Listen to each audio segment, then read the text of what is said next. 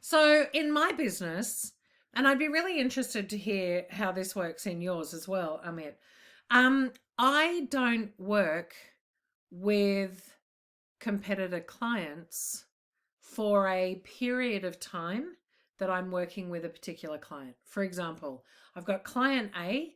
When we sign a contract, they tell me their top three competitors. I don't train those competitors in a period of time that we are working together, that company A and I are working together, purely because I want to be making a USP out of the salespeople. And so therefore, how could you do that if I'm training the same thing to multiple people? How does it work for you?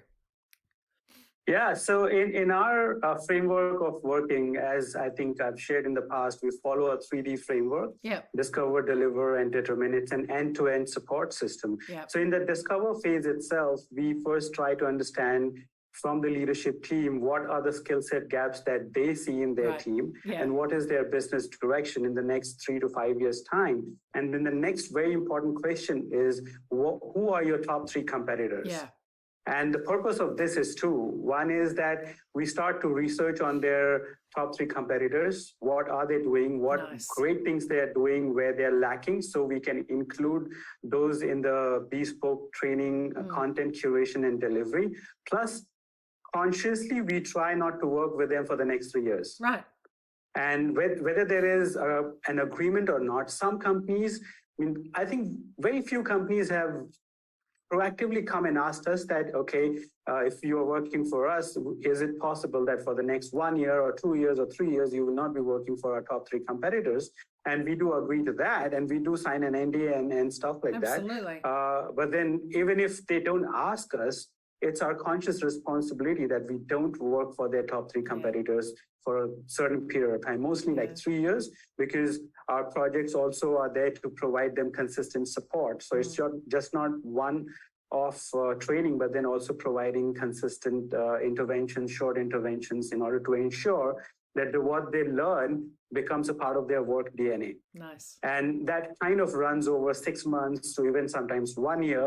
And that's the reason we say, okay, for the next 2 years, we're not going to work with the top three competitors, because there is no dearth of companies in the world, right? And the world is open. We travel, we do virtuals, we have our focus markets, and we have enough business to train. So why would you not take this step of not training your customers' top three competitors? Yeah, exactly. So we do that, yes. Yeah. And, the two things come to mind. That's why you and I work so well together, because our morals and our standards align.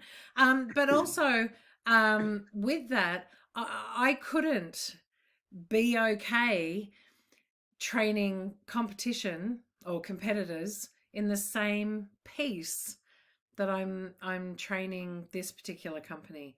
So I think, you look at that as a business model, and an economist would go, "What are you doing? You're a fool." But in fact, it creates a much loyaler customer to us, which, if you think about it, that's exactly what we're trying to train our salespeople in the training that we're doing, is to having a trained salesperson promotes loyalty with your customers.